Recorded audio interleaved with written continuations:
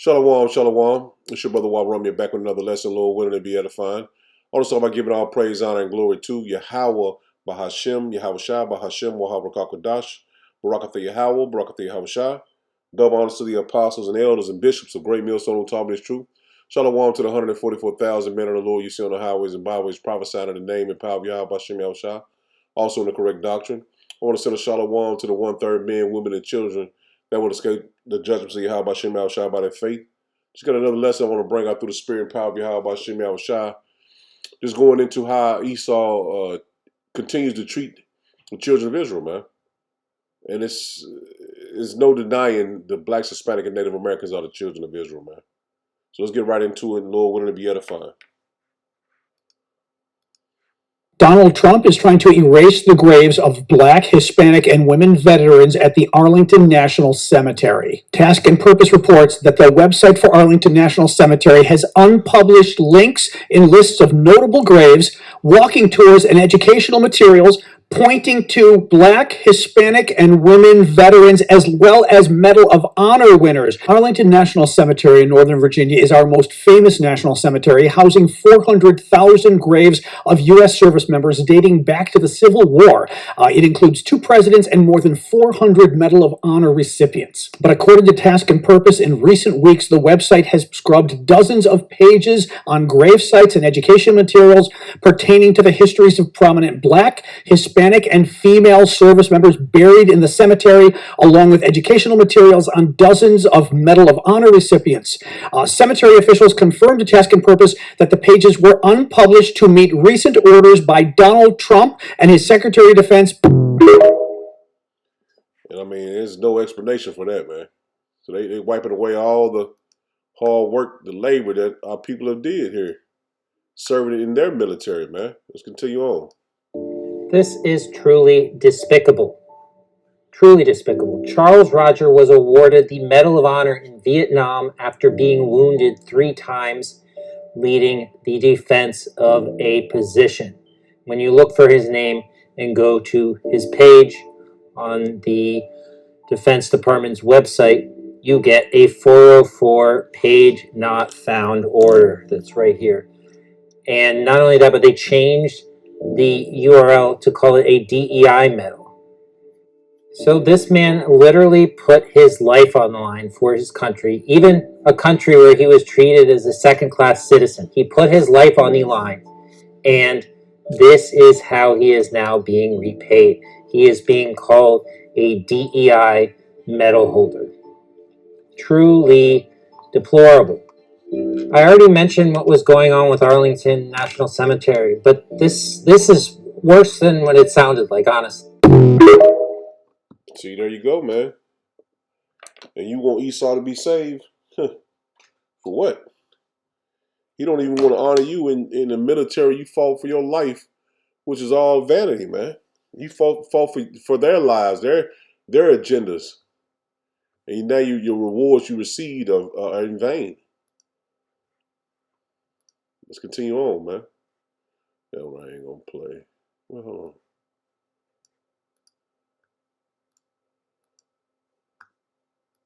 on. Pete Hegseth and the Trump administration are trying to kick Black people out of the military. I know off rip that just sounds fucking crazy, but bear with me for a second while I explain. So here recently, Pete Hegseth, the guy who's cosplaying as the Secretary of Defense, sent out a letter to all high-ranking Pentagon officials directing them to review military standards, part of which is the grooming standards. Immediately afterwards, this MAR admin came out on the uniform and grooming standards for medical conditions. And in this MAR admin, it talks about pseudofolliculitis, otherwise known as razor bumps. And in this MAR admin, there is a 4-phase plan for military members who are afflicted by these razor bumps to try to treat their own razor bumps over the course of a year. And if they cannot treat their razor bumps in a matter of a year, they are subject to administrative separation. Now, on face value, this seems very straightforward and doesn't seem like it has any race implications to it. However, the majority of people who are afflicted by pseudofolliculitis are Black service members. In fact, approximately 99.99% of all pseudofolliculitis cases in the military are black service members. While it is not impossible for a white service member to develop pseudofolliculitis, it is extremely rare, as this condition mostly affects black service members and black people in general. So this is directly targeting black service members on a condition they cannot control. Because if you've ever met a black service member who has been afflicted by pseudofolliculitis, you would know that they have literally tried almost everything to get around having razor bumps with no success. So this shit right here is just a way for Pete Hegseth and the Trump administration to kick black service members out of the military. So if you can't tell me them trying to find a way to kick so-called Jake's, not so-called, but Jake out of the military, you can't tell me that is not a sign from the Most High that you ain't supposed to be in these people's military, man. And I want to bring this up because they also want to segregate again. But I don't mean say segregate again. They pulled the bill back for segregation. And let me pull that up, man. I should have pulled it up, but so much information going out constantly. Let me see where it's at. Here you go.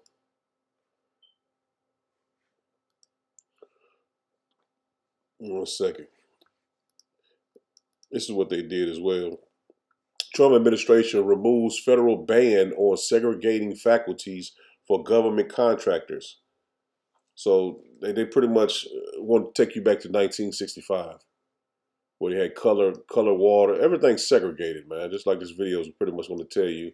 This is what they want to bring to the forefront now. So what's your take? Bring back segregation. 100% disagree. Dead angry. Bring it back. I want to know where I'm not welcome, okay? Put them signs back up. Colors only, whites only. Let's do it, all right? Rip the Band-Aid off. Especially for a restaurant. Are you kidding me? Whites only? What do I want to do in there? What they got? Mashed potatoes? Mayonnaise? Hot dogs? Colors only? We got seasoning. Turmeric. Paprika. Okay, I like this. Okay. You were saying that the black excellence. Absolutely. The segregation is to get the colored excellence. Okay. Okay. What's the playlist in the whites only spot? They playing Carrie Underwood and Kid Rock. We playing Babyface and Diggable Planets. Ain't no overhead lighting. What are you talking about? Wait, where am I going? Colors. Hell yeah. Look at his hair. Talking about where am I going? That's the problem with North Africans. That's what I'm talking about. Hell yeah. I'm in. 100% agree. Let's go. Talk about where I'm going. Oh man. Yeah. What happens to you in the summertime? Where are we putting the Italians? Listen. I just want to know. I don't need their food. I don't like tomatoes. So they're going on the white side. Black people spend over $1 trillion a year. I would love for the government to force us to spend it on our own people. This is very good. Yeah, I like this a lot. I brought you over to the side. And the black airplane? Oh, come on, the soul plane, baby. I want to be on soul plane. Yes, it's going to be noisy on there, but that's what noise cancellation headphones are for. You know what I'm saying? And they're going to have all the good movies? All the good movies, all the good music. Oh, man. And while we at it, bring back sundown towns. They never left, but... What's that? Well, a sundown town was back in the day during Jim Crow, where black people weren't allowed to be in a town after the sunset. Wow. So those towns never left. They still exist in America, but they took the signs down. I want them to put the signs back up. I wanted to say 248 miles to the next town that likes colored people. Get your gas in Atlanta. Don't stop till you get to Savannah. All right? I'm with her. He with me. And this is pretty much to sum it all up, man. And you just see in the spirit that everything's shifting to a separation between Jake and Esau. And that's all it's leading to. And you know what stems from that. Different skirmishes, race wars, class wars. It's all going to stem from this, man. And this is nothing we just make it up. We show you evidence that Trump is pretty much pushing the button on bringing these different bills that they had already on the books. He's basically redoing them, man. Counseling them. And we are here, man. This is not no time to be playing around in this truth, man. Because the Lord is showing you He's going to make a major move on Babylon the Great, man. And it's all for the controversy of Zion, man. Let's start here in Wisdom of Solomon 5 and verse 1. It says, Then shall the righteous man stand in great boldness before the face of such as afflicted him and made no account of his labors. And that goes to show you that we on the highways and byways making lessons, standing in boldness of our power, Yahweh Shem Yahushua, and Esau and the other nations made no account of it, man. They thought that we were just crazy Negroes out on the corners calling the white man the devil, man. And our people do the same thing. They think the same thing. But it's more to what we're doing, man. This is very spiritual what we're doing on the highways and byways and also online, man. It says, when they see it, they shall be troubled with terrible fear. See that? The Lord is going to bring terrible fear upon our enemies, man, for all the atrocities and wickedness that was done to us, man. He says, and shall be amazed at the strangeness of his salvation. See that? The Lord is going to save us from the destruction that is coming upon Esau, man. They're going to be amazed how the Lord saved us out of Esau's destruction. He says, so far beyond all that they look for. See, they thought the angels was coming back and making, bringing, it was just UFO, little green man. This is what the elites tell the low level Joe Blow six pack Edomites. His little green man and the grays and all that dumb shit is in the chariots, not knowing that there are brothers in those chariots, man, which they call UFOs, UAPs, and also drones now. He said they repenting and groaning for anguish of spirit shall within themselves. Will say within themselves, this is he whom we had sometime in derision, a proverb of reproach. And see, that's what they think, man. They think we just so-called black people, man. Our history started in slavery. That's what the white man portrays you Jakes as, man. Your history started in slavery, man. Not knowing we ruled Europe in different areas of the world, man. It says, they repenting and groaning for anguish of spirit shall say within themselves, this was he whom we had sometime in derision and a proverb of reproach. See that? They called us all type of names and shit, man. They mocked and scoffed at us, man. We fools accounted his life madness. And see, they think our life, we on the highways, we ain't got no jobs. And they think we poor. And they think what we doing is madness, man. Oh, they ain't going to end in nothing. Even our own people think that way. That they took the side of Esau not knowing this is for their destruction. What we're doing on the highways and byways is to bring down the enemies, man. This is for their destruction. And Yahweh Shem Yahushua command us to do so.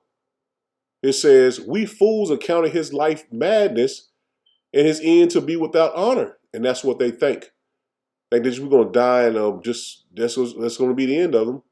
They went out on the highways and byways all through the seasons, the winter, the summer, risking their lives to bring out this word for their people. How is he numbered among the children of power? And that's what they're going to say. Even our own people are going to say, how did he make it? How did the Lord choose him? And his end to be without honor. It says, how is he numbered among the children of power, and his lot is among the saints? That's how they're going to feel when the Lord brings destruction upon them and gives us salvation. They counted our life madness, man. Even our people just in their armies, they counted their life as nothing. That they risked their lives, gave their lives over for Esau's army, and the medals that they've given them, the honors that they've given them, they basically stripping it away, man. Saying it was a DEI award. So they're showing you that they don't give a, they never gave a F about you, man. They never cared how you live, how you made it. To the point, a lot of those people that they honored it was the time of Jim Crow, man. And they gave them medals and shit, and they came back and still was oppressed. Way worse than they was probably before they left. This is Ecclesiastes 4 and verse 1. It says, so I returned and considered all the oppression that are done under the sun. And behold, the tears of such as were oppressed. This is heavy, man. It says, and they had no comfort And on the side of their oppressors were there was power, and that's plain, man. It's clearly telling you this is the blacks, Hispanic, and Native Americans. We have no comfort and we have no power. Esau has all the power, man. He runs the world, man. He's controlling everything, man. He says, "Wherefore I praise the dead, which already are dead, more than the living, which are yet alive, man." Because it's the way it's set up now. It's better to be dead than alive, man. There's so much oppression here, but our people are so westernized that they believe that they're living good, man. They don't see the oppression. It says, "Yea, better is he than both they which have yet been." It says, "Who hath not seen the evil work that is done under the sun?" See that? Our people don't see the evil that's done under the sun, man. They believe, well, I work with Joe and he's good to me. Or on television, they'll never lie. They wouldn't do this to us. They watch it on TV. They didn't never do it to nobody in the past. That's how their mindset is. And I'm speaking about our people, man. It says, "Yea, better is he than both they which have not yet been, who hath not seen the evil work that is done under the sun," man. So it's better not even to be here, man, to see the oppression that our people are suffering, man. He says, "Again, I considered all travail in every right work, that for this a man is envied of his neighbor. This is also vanity and vexation of spirit. The fool foldeth his hands together and eat his own flesh. Better is a handful with quietness than both the hands full with travail and vexation of spirit, man." So what we doing here, man, we'll be toiling and working and getting houses and cars and shit. It's all vanity, man. It's all bullshit, man. Verse 7, it says, "Then I returned and I saw vanity under the sun," man. See, it's nothing but vanity under the sun, man. Nothing but bullshit. It's basically a waste of time, man. As a matter of fact, let me just get the understanding of vexation and vanity, man.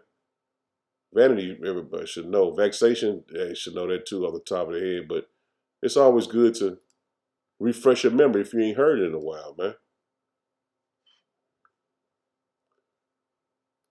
Ecclesiastes 4 and verse 6.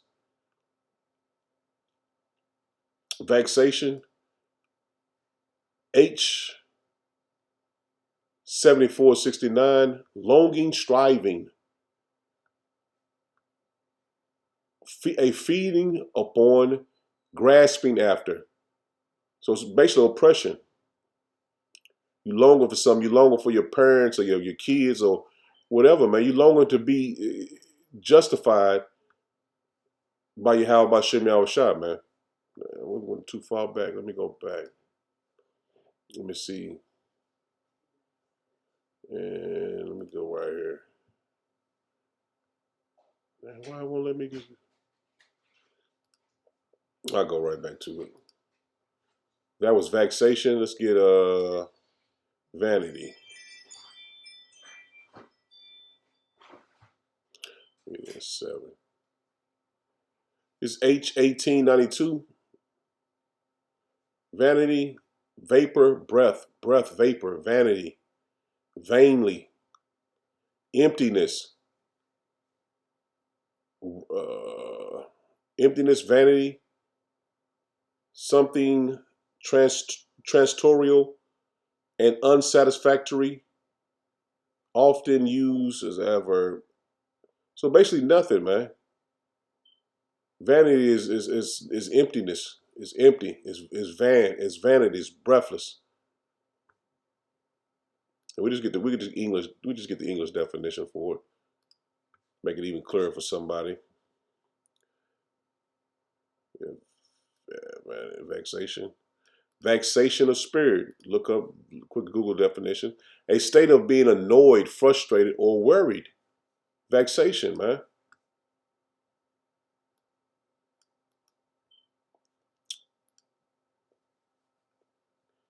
vanity, excessive pride in or admiration of one's own appearance or achievements. So it's still emptiness, man. Vanity. You can see the synonyms: self-regarding, self-love, self-obsession.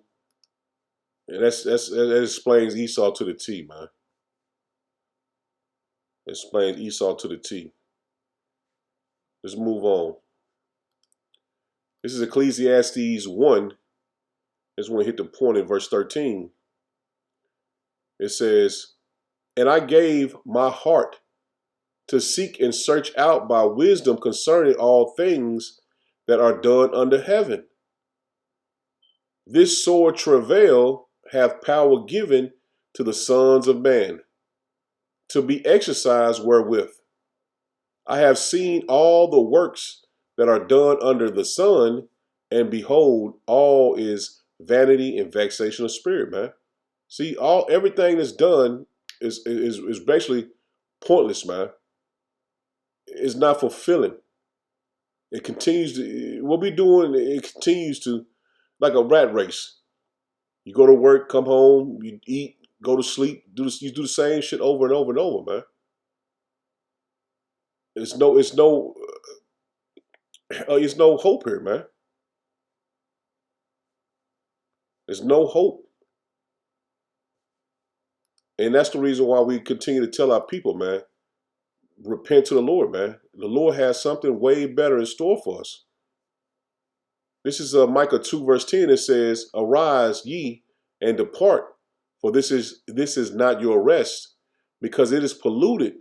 It shall destroy you even with a sure destruction." And that's what it leads to, man. Destruction, man. Even somebody that's rich, they're not satisfied, man. They're not happy. Their days are, they might seem like they're doing a lot and making all these moves and plans and able to travel and do stuff, but it's all vanity, man. It's all for nothing. Esau building this kingdom up to be crushed. This is Ecclesiastes 7, and I'm going to start at verse 7. It says, "Surely oppression maketh the wise man mad, and a gift destroyeth the heart." So we see the oppression that's done to us, man. We constantly see it, man. And we're crying out for our power. He says, "Better is the end of a thing than the beginning thereof." And see we at the end of this man's kingdom, man. We're at the end of this man's system. So we're praying to the Lord to continue to give us hope and lean on him and for him to return, man.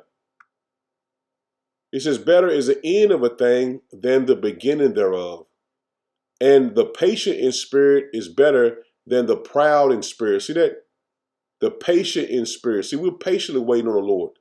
And see, Esau, he is proud in spirit, man. He's continued to lift up himself against the children of Israel, man.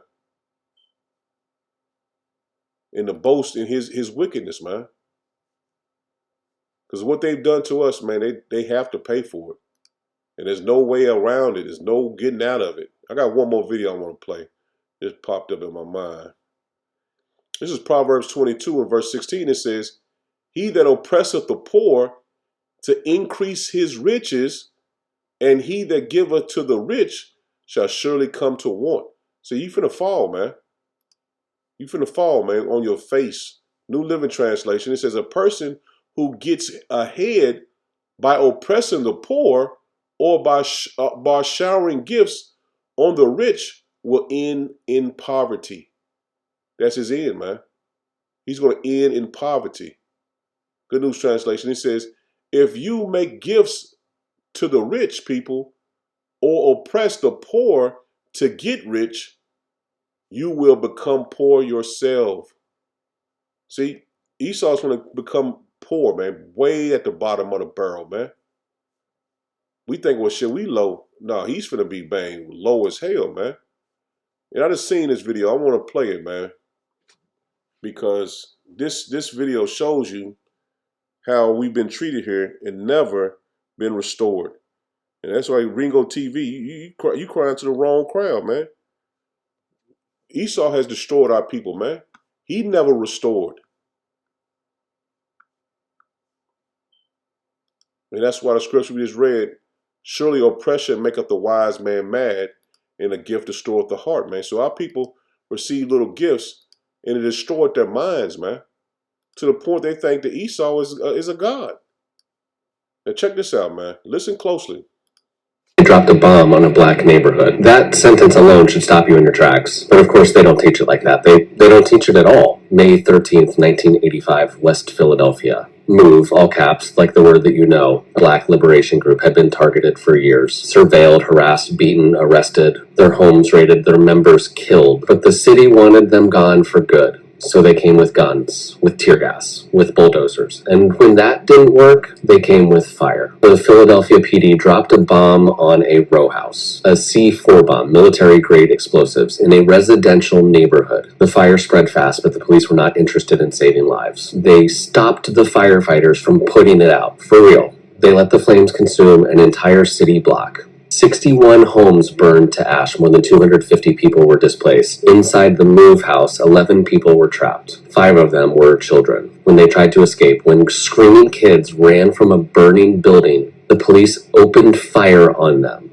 A 13-year-old boy, Birdie Africa, was the only child to make it out alive. He survived by hiding in the smoke. His skin was burned raw. The rest left to die in the fire. The police claimed they didn't know if anybody was still left inside, but the coroner's reports told the truth. Some of the dead bodies had bullet holes in them. And when the fire was finally out, they scooped up the human remains and dumped them in a box. And somehow it gets worse. Decades later, it was revealed that the bones of some of the MOVE children who were killed in the fire had been kept, not returned to families, but stored at museums, used as teaching tools for Ivy League students. Black bodies, even in death, treated as objects. So what happened after the state-sanctioned massacre? Did anybody go to prison for killing 11 people, burning a whole neighborhood to the ground? No. No officers, no city officials, no one responsible for one of the worst acts of police violence in America's history faced justice. The only person locked up? Ramona Africa, one of the 2 survivors. A black woman who escaped a police bombing and was then sent to prison for it. They dropped a bomb on a black neighborhood, and they got away with it. See that? And this is in our lifetime, man. I was alive when it happened, man. It was at 1985, I want to say. 1985, man. And if you just coming up, you probably never heard of that, man. And of there's a lot of more towns that was burnt and murdered. Our people was murdered and burnt up and flooded out. You know what I'm saying? Now, a lot of these places is ponds and rivers and shit, man. Lakes and shit.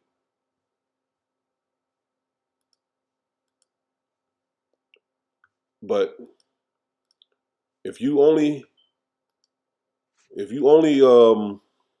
put these things to mind, think about them, you can't tell me that the white man, the so-called white man, is not Esau, man, according to the Bible. That video alone, man, should not even have what's happening now. But it's a lot of towns and that was Jake's towns, man, but it's flooded. And in the history of it, you'll never know, man, unless you look into it, man. This is Psalms 12 and verse 1. It says, help Yahweh B'Shem Yahushua, for the godly man ceaseth, for the faithful fail from among the children of men. They speak vanity, every one with his neighbor, with flattering lips, and with double heart do they speak. Let me get this in the NLT, man. One again, it says, help Yahweh B'Shem Yahushua, O Yahweh B'Shem Yahushua, for the godly are fast disappearing. The faithful have vanished from the earth. Neighbors lie to each other, speaking with flattering lips and deceitful hearts.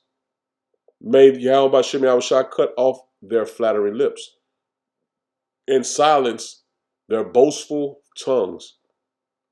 And see, these Edomites have boastful tongues, man.